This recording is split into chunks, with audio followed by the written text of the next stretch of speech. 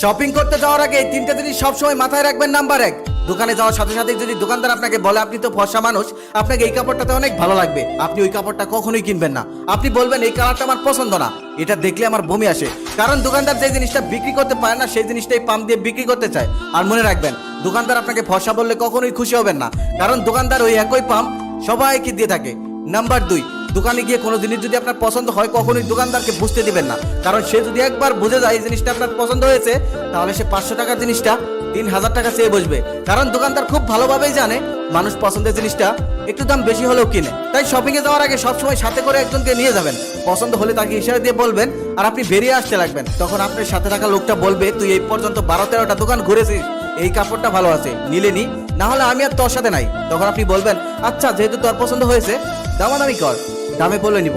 তখন দেখবেন দোকানদার আপনাকে বেশি চাইবে তো দূরের কথা, সে অল্প লাভে দিয়ে দেবে, কারণ সে বুঝতে পারবে আপনি যেই লেভেলের কাস্টমার একটু 19 থেকে 20 হলেই বের হয়ে চলে যাবে। নাম্বার 3, দোকানদারের সাথে কখনোই বন্ধুত্বের সম্পর্ক করবেন না। আমরা অনেক সময় দোকানদারের সাথে বন্ধুত্বের সম্পর্ক করি, আর আমাদের পছন্দের জিনিসটা যদি সেই দোকানে নাও থাকে তাহলে অন্য একটা জিনিস নিয়ে ঘরে ফিরি। কেন ভাই, সে কি আপনার থেকে টাকা কম নেয়? না, বরং সে আর আপনার থেকে বেশি টাকা নেয়, কারণ পরিচিত মানুষের সাথে আমরা দামাদামি করি না। তাই টাকাটা যেহেতু আপনার পকেটে, তাই 10টা দোকান দেখে একটা দোকান থেকে আপনার পছন্দের জিনিসটাই কিনবেন।